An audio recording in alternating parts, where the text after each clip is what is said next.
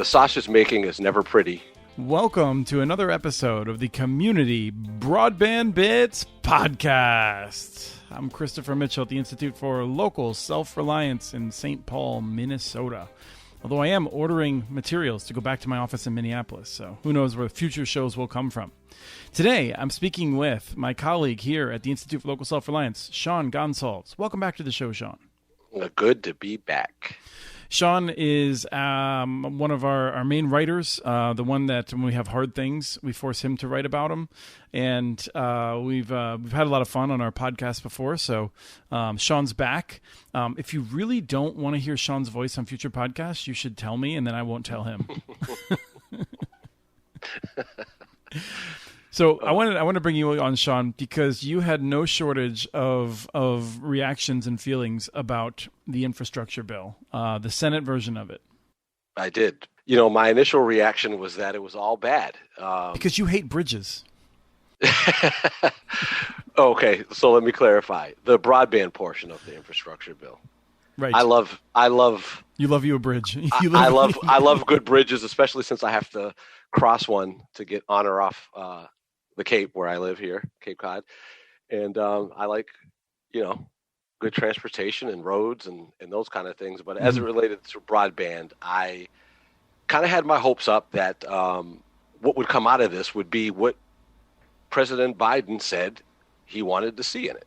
And we could even go back further than that. I mean, you spent a lot of time researching the Affordable Accessible Internet for All Act that Majority Whip Clyburn put together, which we thought at the time was a really good bill and still has a lot of really good components. But as a result of the RDOF, the Rural Digital Opportunity Fund disaster at the FCC, we kind of soured on the auctions, but there's talk about $100 billion going into broadband and real money going into digital inclusion. Some of that is still happening, but like you said, then President Biden came out and got our hopes up even higher, right? And then they decided to negotiate with Republicans who generally don't have the same priorities as we do on broadband, it seems. Right. So I had these high hopes. I was hoping that there was going to be this bill that was going to prioritize municipalities and nonprofits and community broadband networks and with this real emphasis on, creating a competitive market.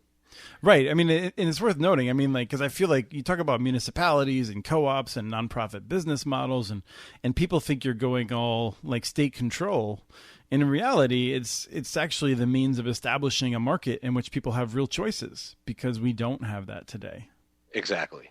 When it became apparent to me that really none of that essentially is in here, I was bothered by that. And so, but then, after a few days and kind of looking at things a little bit more closely, I realized that there's actually some good things in this bipartisan Senate version. And we should say that it's not at the finish line yet. No, and in fact, this weekend, it sounds like Republicans are going to try to crash the whole thing, because one of the things that you and I really like about it, Senator Thune, who's a ranking member on telecom issues for the Senate from South Dakota. He wants the money to go to the FCC. Yeah, he wants the money to go to the FCC. That's just not a good idea. It's really not.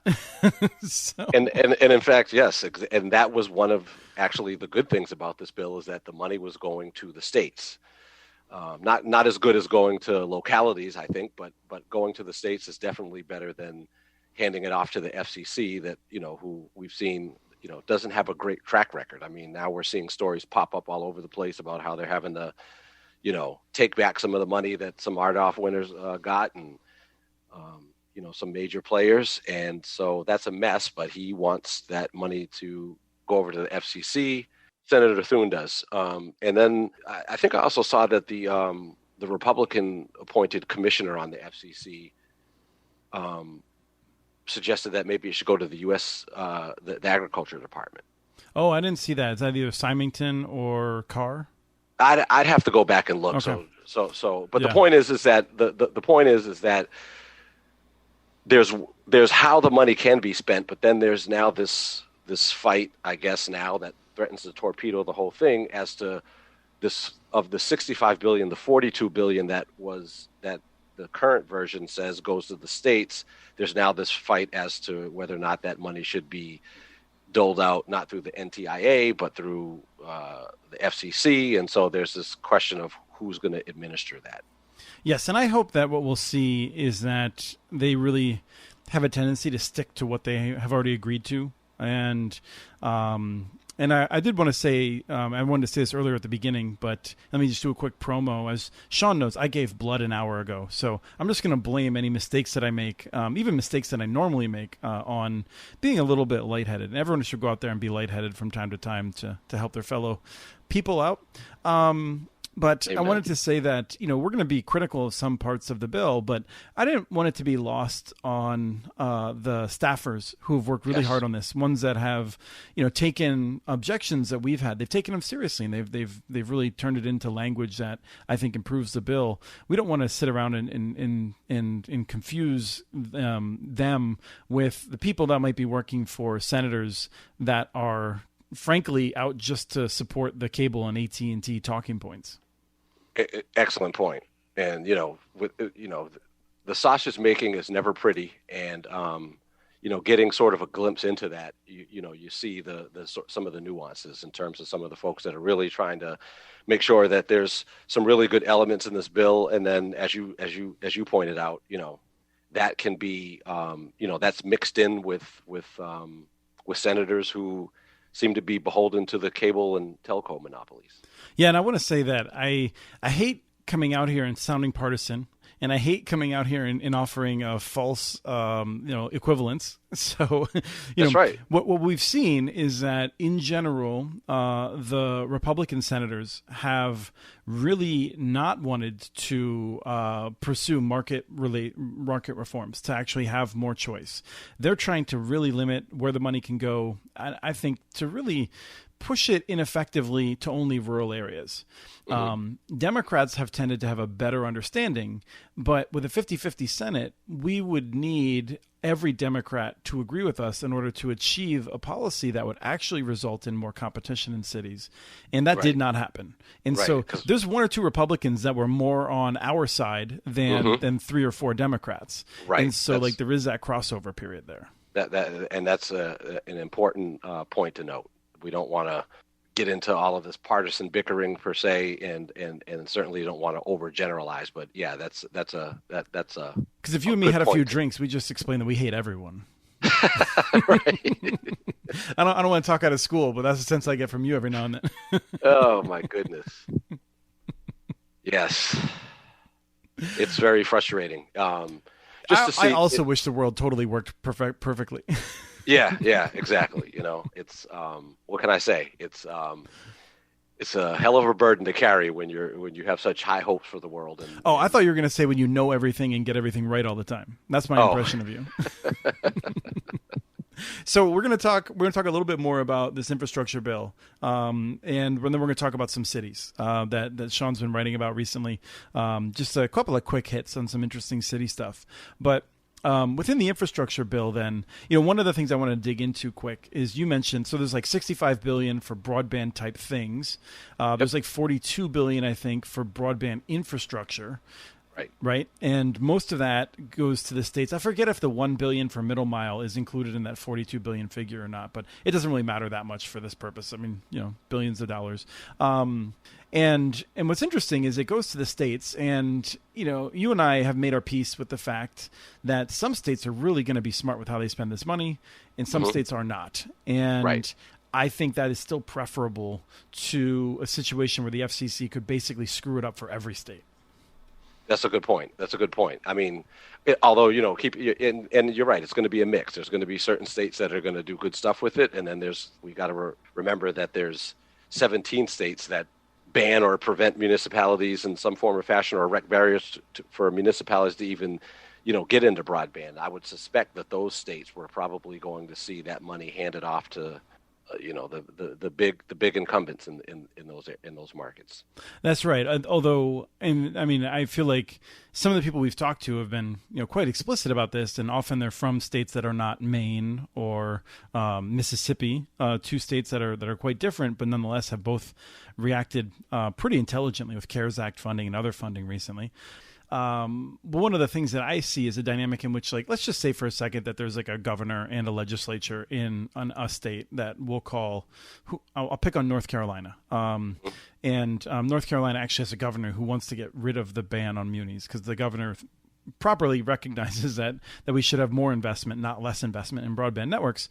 But if all this money comes in and does not result in better service, I think what we'll see is the opposing party, in this case the Democrats, will in the next election hopefully make a big deal out of the fact that Republicans in the legislature squandered this money. And so that's progress. That's better than what we see with RDOF, where nobody really knows what's going on except for a few of us eggheads, and there's no political price to pay for it, really. So I think even in states that waste the money, there's still then the opportunity for hope and progress moving down the line. Yeah, I mean, it doesn't, I don't want to be so doom and gloom to feel like, if this infrastructure bill doesn't include, the stuff that we'd like it to, and that it's, the end of the road for community broadband in certain states. That's certainly not the case. But it would have been nice for this to be that watershed moment that we thought it may have turned out to be. Right. I mean, there was hope that they would actually overturn all of the state bans. Exactly. That was, right. And that there's nothing in there that suggests that they're going to do anything close to that. So, I mean, that in and of itself would have been a tremendous victory. Yeah. Oh, absolutely. I mean, we would have seen a lot of new investment in many states, not every state, but certainly in many of them. So what else is happening in this infrastructure bill that you want to talk about?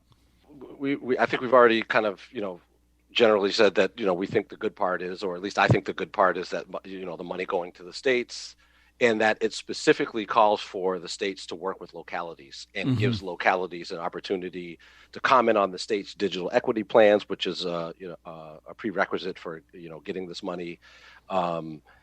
So that I would say is a good part of this. The bad is, as we've talked about, there's no structural change. There's nothing in the bill that suggests that there's any interest in promoting competition in solving the digital divide in non-rural areas. And frankly, the ugly part, going with this good, bad, and the ugly analogy, the ugly part is that it, to my mind, even though this is good on the face of it, which is that it does require the FCC to come up with these rules within 2 years to basically, as the language is something like to facilitate equal access to broadband internet service in areas that, in cities where there's been what many call digital redlining, leaving certain neighborhoods, certain parts of communities behind in terms of access to broadband. And so one thing this bill does is it requires the FCC to basically come up with this plan of how we're going to address that. The reason why I say it's ugly is because in my mind, it's essentially saying, let's kick the can down the road a couple of years to address something that we know is happening right now. Yes. Yes. And this is, it's definitely an issue of concern, and this gets into multiple things relating to the FCC. We can take a quick detour, which we talked about this a little bit, maybe more than a little bit, on the episode of Connect This that went up last Thursday, where we were talking about tribal broadband with Matt Rantanen and Jessica Engel, as well as my co-host Travis. And we're in a situation in which, because the Biden administration has not nominated an FCC chair or another FCC commissioner and made Jessica Rosenworcel or Jeffrey Starks the chair, then we're in a position where that if they nominated a person today, it would probably be until November or December until that person was confirmed. Jessica Rosenworcel has to step down in January, as I understand it, which means that the Senate Republicans have a real incentive now to drag things out because they will have a 2-1 majority. The FCC is supposed to have a 3-2 majority in favor of the party that has the presidency, and I really worry about the ability of the FCC to do anything when the Senate Republicans, who very well may be in power again in just another year, year and a half, that we may not see the FCC doing anything. Yeah. and so then we're going to wait years for a study, and then like they're going to come up with something. Oh, like now we should figure out how to implement something, and then that's going to be another year or two, and then they're going to like maybe get in the courts, and this is a recipe for not solving the problem. Right. So I'm deeply skeptical of an FCC study on this issue as well. Yeah. So that's the reason why I say that. I would consider that one of the ugly portions of it, particularly because I just recently came across this Brookings Institution study that, found that city dwellers are 3 times more likely to lack broadband access than folks in rural America, which is something that we, tried to point out in the policy brief that we did it. Yeah, you did it. Well, so it was, that's something that we know is a present reality, and for this bill to basically treat it as like a back burner issue, something that we'll get to, we'll study it, and and then who knows, maybe we'll throw out some vouchers that people can well, that is another part of this bill, right? I mean, that's another part of this bill, is that it's many billions of dollars to establish permanently what we've called the emergency broadband benefit.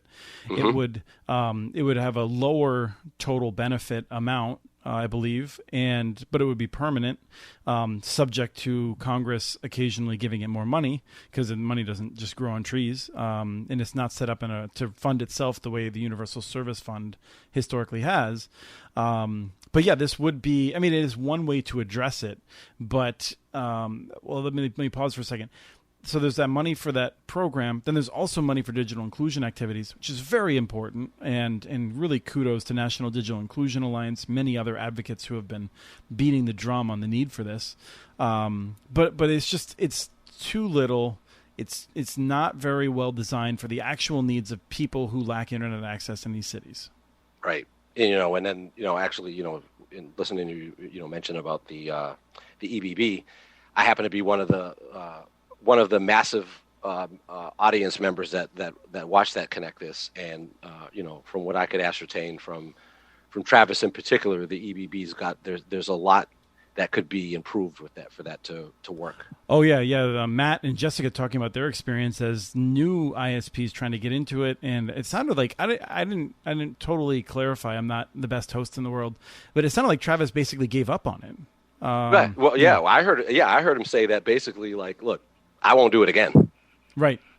Yeah, because he'll do something different. And when the guy is committed and as good as Travis is, says, you know what, forget it, I won't do it again. That's a red flag that this program needs to be fine-tuned in a way that makes it so that the Travises of the world can participate in a meaningful way and not have the taste smacked out of their mouth. Yeah, and let's be clear. Travis has many tens of thousands of subscribers.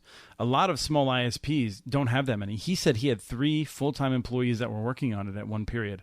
That's half of the staff of a lot of small ISPs. Like they can't do that because the FCC or USAC, the Universal Service Administrative Company, can't bother to design a working website or staff it correctly, which frankly might be Congress's fault for not appropriating the right amount of money to support such an effort. But I mean, there's no shortage of blame to go around. But the simple fact is this stuff doesn't work. And because it's just poor people who get screwed by it, a lot of folks don't notice. And it's not a priority to fix. Right. A lot of shoulder shrugging. Yeah.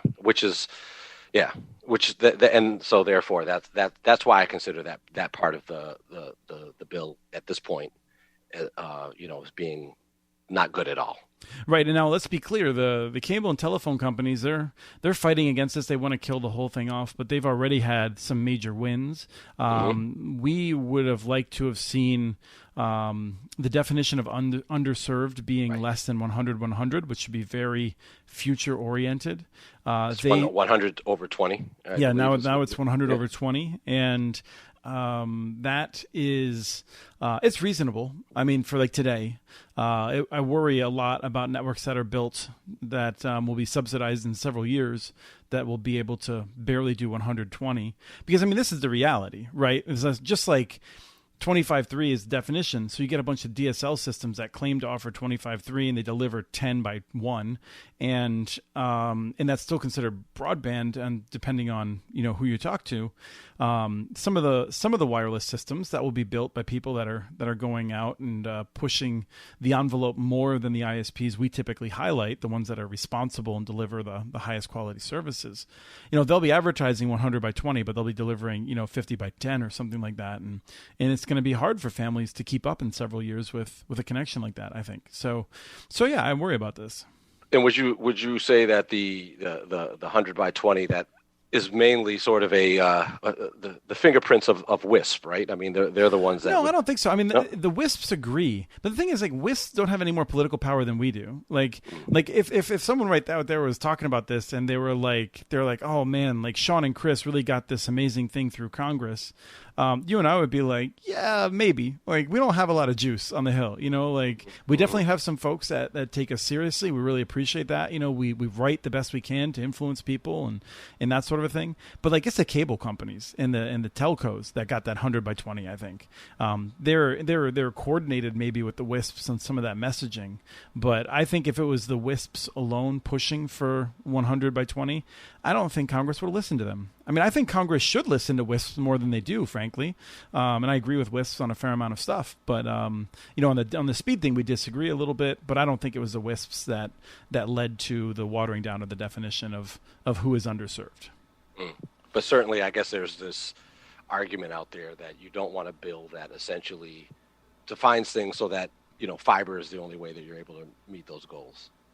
Yeah, I mean, that's what people will say. And I don't know. Like, I mean, to me, it seems like, to some extent, going back 70 years and saying we should build some of our highways out of dirt because there's an industry that likes building dirt highways, and we not you don't need to put like a ton of 18-wheelers across every single highway, and frankly, prior to the interstates, we didn't have that, right? It was because we overbuilt the interstates to a level that would accommodate future demand that we arranged our economy the way we did.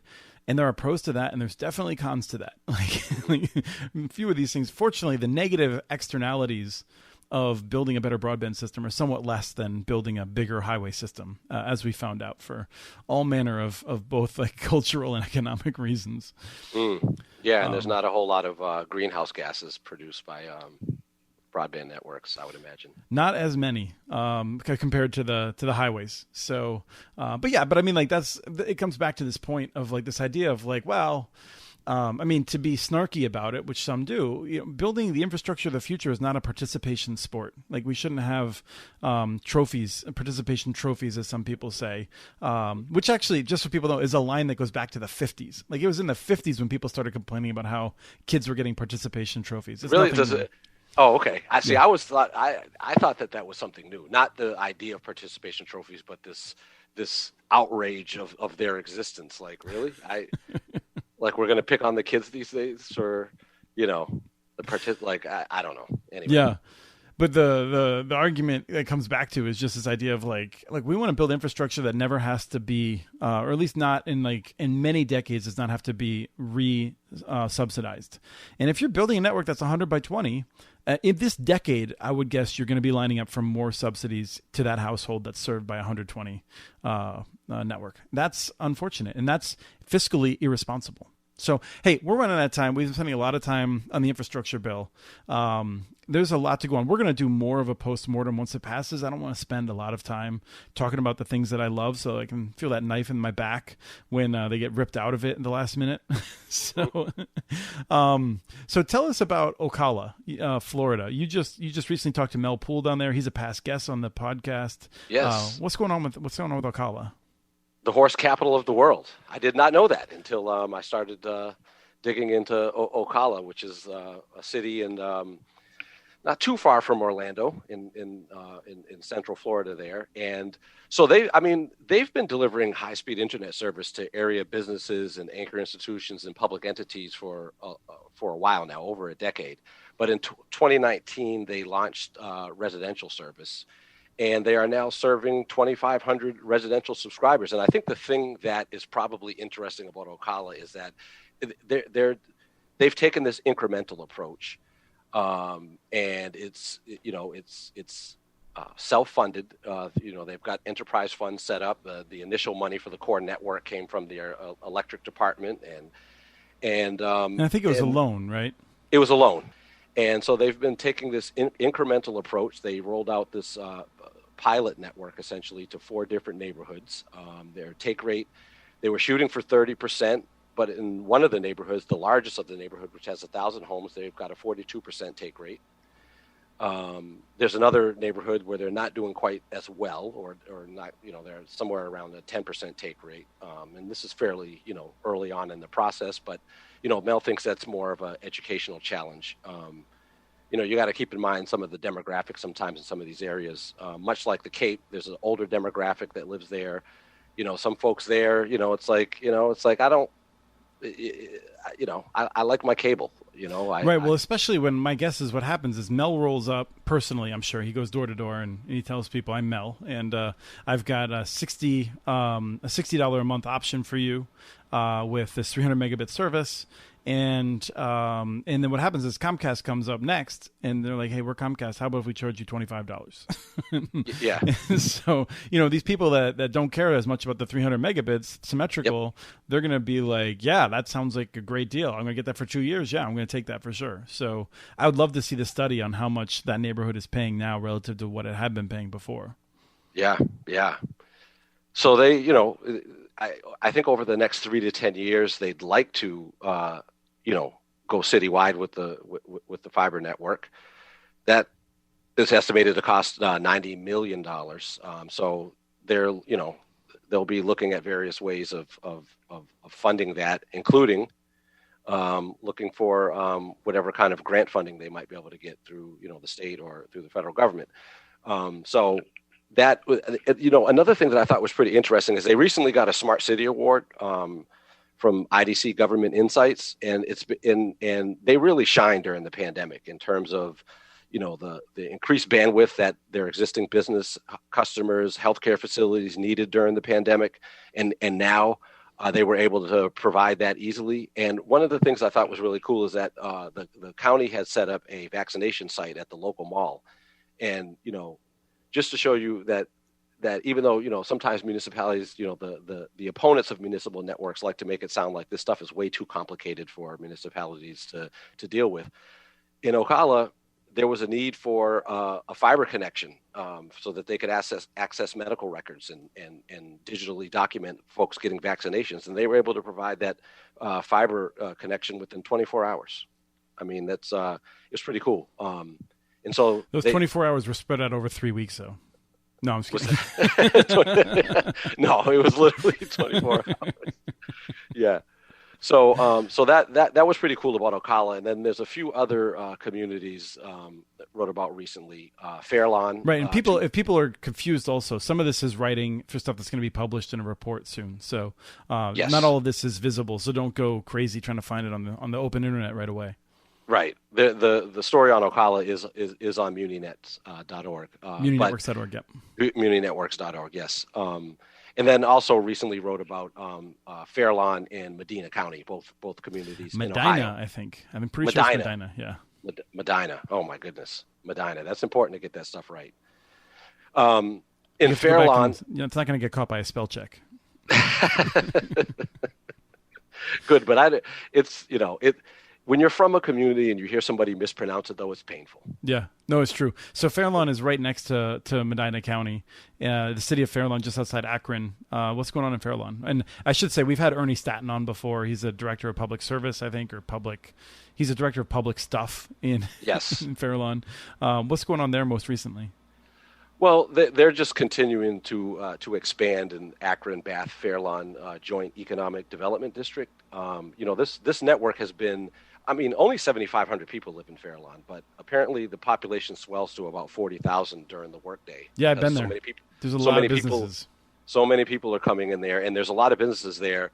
And a big reason why there's a lot of businesses there is because of this network. It's really been a magnet for economic development or for attracting businesses, and therefore really, given that region a real economic development boost.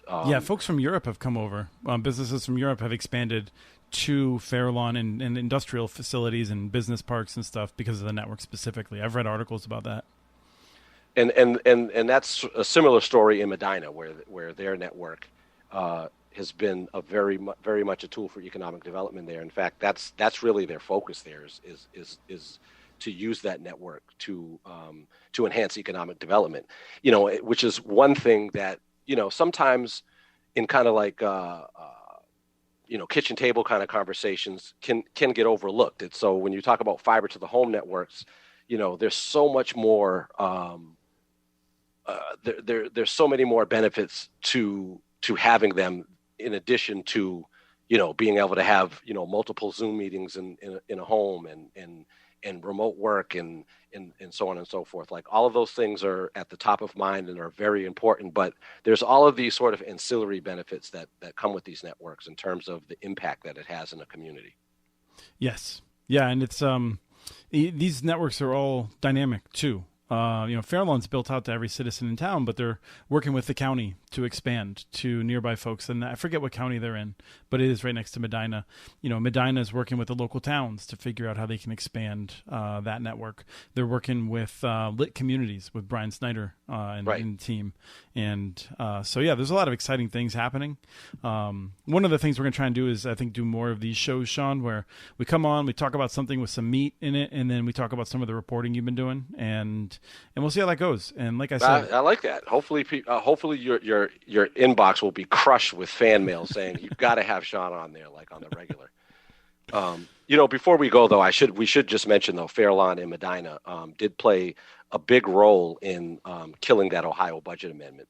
If folks aren't familiar, we had a lot of coverage on this, but the Senate in Ohio, the state Senate, tried to sneak in a budget amendment that would have essentially killed municipal broadband in the state of Ohio. And Fairlawn and Medina were really out front on this and really got a lot of their constituents and so forth to write letters and emails and so on and so forth. So a lot of credit should go to the folks in Fairlawn and Medina for helping to convince the governor and the lieutenant governor and the state legislature that an amendment that would have killed municipal broadband would have been really dumb. I mean, we just got through talking about how important these networks have been to the economic health of these communities. And here you have, this Senate amendment that was saying, yeah, but we want to get rid of that stuff.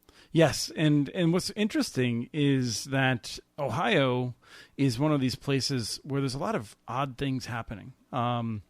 In that, I mean, for instance, like mega corruption with the monopoly utility company and some of the, I think it was the Speaker of the House, a Republican.